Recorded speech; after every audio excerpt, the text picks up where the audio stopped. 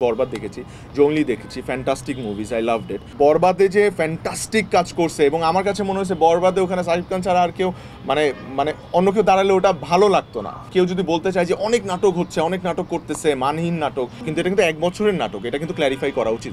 আমাদের কলিগই আছে অনেকে যারা ইগোর কারণে হয়তো বা সেলফ রেসপেক্টের কারণে হয়তো একটা ফোন দেয় না। একটা ভালো কাজ হলে আমি নিলয় ভাইকে টেক্সট করি, আমি ফারহানকে টেক্সট করি, আমি তসিফ ভাইকে অ্যাপ্রিসিয়েট করার চেষ্টা করি। আমার কাছে মনে হয় এই প্র্যাকটিসটা আমাদের শুরু করা উচিত। ওটিটির একটা কন্টেন্ট যদি রিলিজ পায় তো আমরা আসলে ভিউটা দেখতে পারি না, মানে স্বচক্ষে দেখা যায় না, কিন্তু ইউটিউবের ভিউটা তো দেখা যায়। সো হ্যাঁ, অনেক কিছু মানে এটা নিয়ে অনেক কন্ট্রোভার্সি আছে যে ভিউ ভালো হওয়া বা ভিউ বেশি হওয়া নিয়ে মানে নাটকের কোয়ালিটি ভালো হয় বা হয় না, এই সব কন্ট্রোভার্সিতে আমরা যাচ্ছি না। কিন্তু আমি বলতে চাই যে এই স্বচক্ষে যে আমরা দেখতে পাচ্ছি যে 8 দিনে অলমোস্ট 1 কোটি ভিউ, মানে আর কয়েক ঘন্টার মধ্যে মনে হয় 1 কোটি ভিউ হয়ে যাবে, এবং 30,000 কমেন্ট, এটা কিন্তু it's not a piece of cake. মানে এটা অন্য নাটকগুলোও আমাদের রিলিজ পাচ্ছে, অন্য চ্যানেলগুলোতেও রিলিজ পাচ্ছে, আমরা তো দেখতে পাচ্ছি যে কমেন্ট সর্বোচ্চ আসে 5,000 অথবা 10,000, কিন্তু 30,000 এক্সট্রা অর্ডিনারি। তো এক্সট্রা অর্ডিনারি আমি কোন সেন্সে বলছি যে নাটকটা যেই দেখছে একটা কমেন্ট সে রেখে যাচ্ছে, সে হয়তোবা তার মূল্যবান সময় থেকে ওই একটা কমেন্ট সে করে যাচ্ছে। সো কমেন্টটা খুব আমাদের কাছে প্রেশাস, বিকজ হচ্ছে আমরা চেষ্টা করছি, 30,000 কমেন্ট তো পড়া সম্ভব না, কিন্তু তারপরও আমরা চেষ্টা করছি ফেসবুকে যত কমেন্ট আসছে সেগুলো একটু রেসপন্স করার, একটা লাভ রিয়েক্ট দেওয়ার বা একটা রিপ্লাই দেওয়ার, অথবা ইউটিউবে যেই কমেন্টগুলো আসছে সেগুলো একটা মানে রিপ্লাই দেওয়ার, বা ওগুলো স্ক্রিনশট নিয়ে আমরা স্টোরিতে পোস্ট করছি। সো এগুলো আমাদের কাছে খুব ভ্যালুয়েবল। আপনারা যারা কমেন্টগুলো করছেন আপনারা ভাববেন না যে আমরা কমেন্টগুলো দেখি না, আমরা কিন্তু সব কমেন্টই দেখি। দেখা গেল যে রাজভাই অনেকগুলো কমেন্ট দেখলো, তার কাছে অনেকগুলো পছন্দ হয়েছে, সেই কিন্তু ঠিকই আমাদের গ্রুপে, আমাদের একটা হোয়াটসঅ্যাপ গ্রুপ আছে, সেই গ্রুপের মধ্যে আসলে আমাদের কাজের প্রি প্রোডাকশন থেকে শুরু করে পোস্ট প্রোডাকশনের যত প্রমোশন রিলেটেড যত কাজ হয় ওগুলো আসলে শেয়ার করা হয়। সো ওই গ্রুপে কিন্তু সে পোস্ট করছে বা সে পার্সোনালি দেখাচ্ছে যে এই কমেন্টটা আসছে। তারপরে আমার কাছে একটা ফোন কল আসছে, আমিন খান ভাই আমাকে ফোন করেছিল, so it was very special to me.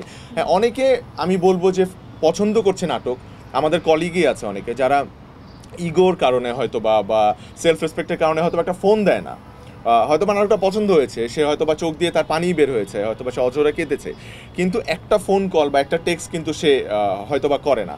তো এদিক থেকে আমি চেষ্টা করি, মানে ভালো কাজ যদি দেখি আমি চেষ্টা করি ডিরেক্টর সাথে যদি আমার পার্সোনালি কোনো পরিচয় থাকে, অথবা আর্টিস্টদের সাথে তো নর্মালি আমাদের পরিচয় থাকেই, তো আমি একটা টেক্সট পাঠানোর চেষ্টা করি, মানে হোয়াটসঅ্যাপে হোক বা ফেসবুকে হোক, অ্যাপ্রিসিয়েট করার চেষ্টা করি। আমার কাছে মনে হয় এই প্র্যাকটিসটা আমাদের শুরু করা উচিত। যেমন একটা ভালো কাজ হলে আমি নিলয় ভাইকে টেক্সট করি, আমি ফারহানকে টেক্সট করি, আমি তসিফ ভাইকে, তসিফ হচ্ছে আমার সবথেকে বড় মানে বড় ভাই বা ফ্রেন্ড আমি বলবো, যাকে আমি অনেক বেশি টেক্সট করি। যে কাজ ভালো হলে তো টেক্সট করি, এবং কাজ খারাপ হলে আরও বেশি টেক্সট করি। মানে তসিফকে আমি আরও বেশি মানে শাসন করি ছোটো ভাই হিসেবে, যে এটা ভালো কেন হইলো না। হ্যাঁ, আবার ও আমাকে বলে। সো এই প্র্যাকটিসটা আমার কাছে মনে হয় শুরু করা উচিত মিঠু আপু, সব কলিগদের মধ্যে। আমাদের ইন্ডাস্ট্রিটা যেহেতু ছোট একটা জায়গা, কয়েকশো কিনা আমি জানি না, সংখ্যাটা তো আমি জানি না, কিন্তু আমি বলতে পারি আমার পার্সোনালি 25টা নাটকের লিস্ট এবার আমি করেছি, যেগুলো যাওয়ার কথা। অলরেডি আজকে 12তম নাটক গিয়েছে আমার, আরও হয়তো বা পাইপলাইনে আছে, ওগুলো আস্তে আস্তে আসবে। সো এইটা কিন্তু আমার এই গত ঈদের আগের করা কাজ না, তাহলে আমি আসলে শেষ করতে পারতাম না 25-30টা নাটক। এটা হচ্ছে গত কোরবান ঈদের পর থেকে যত নাটক আমি করেছি ওগুলো সব জমে ছিল, বিকজ স্পন্সর রিলেটেড একটা প্রবলেম ছিল।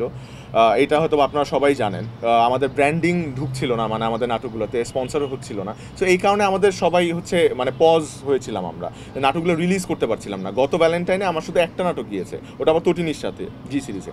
সো বলতে গেলে এই নাটকগুলো কিন্তু 1 বছরের জমা নাটক।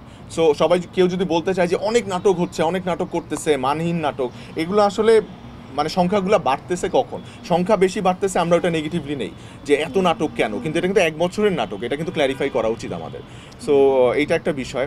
আর এবার ফিল্ম ইন্ডাস্ট্রিতে এবার অনেক ভালো ভালো মুভি আসছে।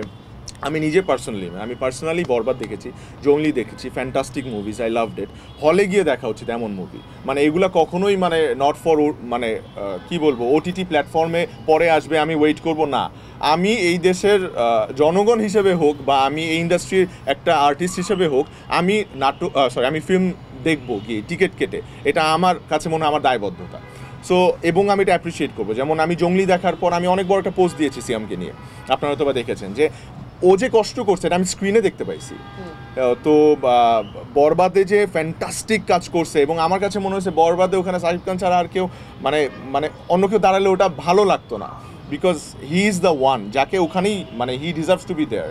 সো আমি এরকম, যেমন আমি দাগি দেখবো নিশো ভাইয়ের, মানে আমি প্ল্যানিং করছি, আমি আমার ফ্যামিলি নিয়ে দাগি দেখবো, সো আরও মুভি আছে ওগুলো আমি দেখবো। সো আমি বলছি এই মুভির ইন্ডাস্ট্রিটা কিন্তু খুব ভালো এখন অবস্থায় আছে আমাদের, আলহামদুলিল্লাহ। এর মধ্যে যে নাটক আমরা যে রিলিজ করছি, সো এর মধ্যে থেকে যে তোমাদের গল্প এত সুন্দর হয়েছে, আসলে তোমাদের গল্প আমাদের গল্প হয়ে যায়, মানুষ আমাদের গল্প বলেই প্রশংসা করে। যাই হোক, তো এটা আমাদের কাছে একটা ব্লেসিং, সত্যি কথা।